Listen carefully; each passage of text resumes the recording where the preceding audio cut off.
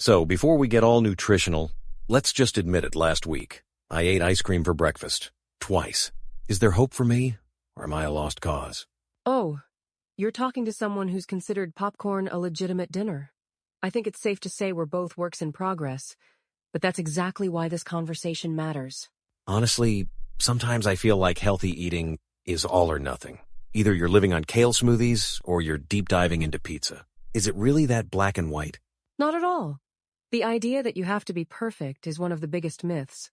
Sometimes, a little flexibility is what keeps us sane and actually helps us keep healthier habits long term. That's a relief. But speaking of sanity, why does my brain light up at the sight of cookies? Are we hardwired to crave the stuff that's, well, not so great for us? Oh, totally. Our brains evolved to love sugar, fat, salt, the works. Back in the day, those were rare and valuable.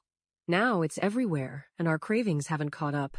So basically my snack attacks are ancient biology at work. Does that mean I should just give in?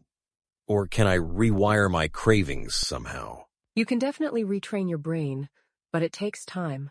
Simple swaps, like fruit instead of candy, can actually shift your preferences if you stick with it. That makes me feel better. I used to think change had to be huge, like overhauling my entire pantry at once. What's the deal with small changes? Do they really add up? They absolutely do. I swapped my afternoon soda for sparkling water a couple years ago, and honestly, I barely miss it now. Little tweaks are so much less intimidating. I love that. So maybe my goal shouldn't be never eat chips again, but have chips less often and really enjoy them when I do? Exactly. Making foods less forbidden can actually help you crave them less. It's kind of wild how that works. All right, but here's where I trip up. Meal planning. Sometimes it feels like a second job. Do you actually plan your meals? Or do you wing it most of the time? Honestly, I'm a hybrid. I pick 2 or 3 dinners for the week, like, okay, I'll make stir-fry and tacos, and the rest I improvise. Full-on planning every meal is just not my vibe. That sounds doable. I always picture endless lists and color-coded charts. Maybe it's about finding a system that doesn't make you want to run for takeout. Exactly. If it feels like a chore, you won't stick with it. I say, start small, just plan 1 meal ahead and see how it goes. Funny you mentioned that my downfall is definitely snacking. I'll be fine all morning and then hit 3 p.m. like a human vending machine. Can snacking ever be a good thing? Definitely. The trick is to have snacks that actually fill you up, instead of just giving you a sugar buzz. I keep Greek yogurt or nuts around for that exact reason. That's a game changer. Sometimes I think I snack just because I'm bored or stressed, not even hungry. Oh, emotional snacking is real. If you find yourself reaching for something, try a quick check-in. Is it hunger or just habit? Sometimes a glass of water does the trick.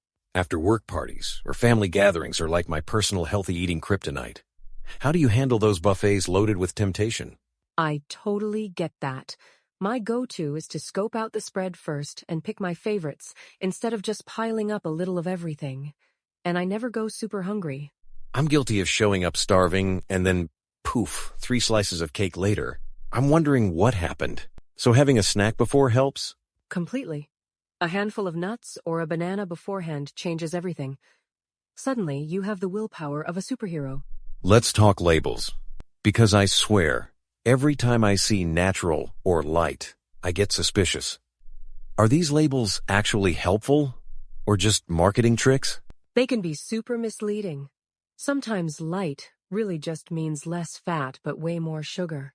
I always glance at the ingredients list and nutrition facts to get the real scoop. I've definitely been fooled by healthy granola bars that are basically just fancy candy. Any quick tips for decoding labels without needing a nutrition degree? If you see a million unpronounceable ingredients, that's usually a red flag. And if sugar is one of the first 3, maybe think twice. Social media is a minefield of diets, keto, paleo, juice cleanses. Ever tried any of those wild trends? I tried a juice cleanse once and only lasted until lunch. It just made me grumpy and basically dreaming about sandwiches. Most fads are quick fixes, not real habits. I love the honesty. It's easy to get swept up in miracle promises.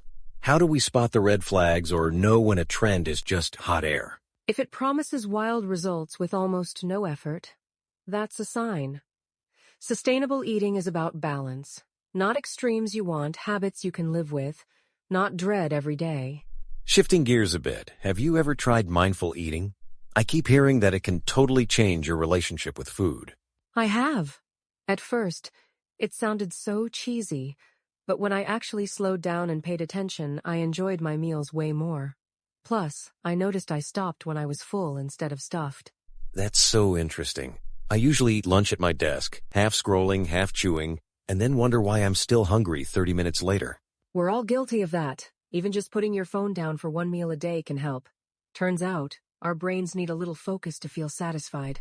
So after all this, what's the secret sauce for building habits that actually last? Because my New Year's resolutions barely survived January. It's all about consistency, not perfection. I set really tiny goals, like adding an extra veggie to dinner, and celebrate each win. Over time, those add up. That makes sense. I think I'm guilty of being all or nothing either. I'm meal prepping like a champ or it's ramen for days. Maybe I need to find my middle ground. That middle ground is where the magic happens. Life happens. But if most of your choices are healthy, it balances out. Plus, you'll actually enjoy the process instead of dreading it. All right, before we wrap up, if our listeners take away just one thing about healthy eating, what do you hope it is? I'd say be kind to yourself. Nobody eats perfectly, and that's okay. Focus on progress, not perfection. That's so reassuring. I think I'll finally forgive myself for the ice cream breakfasts and maybe just keep them to special occasions. Exactly. Enjoy your treats and your veggies. It's the small changes and the self-compassion that make healthy eating stick for good.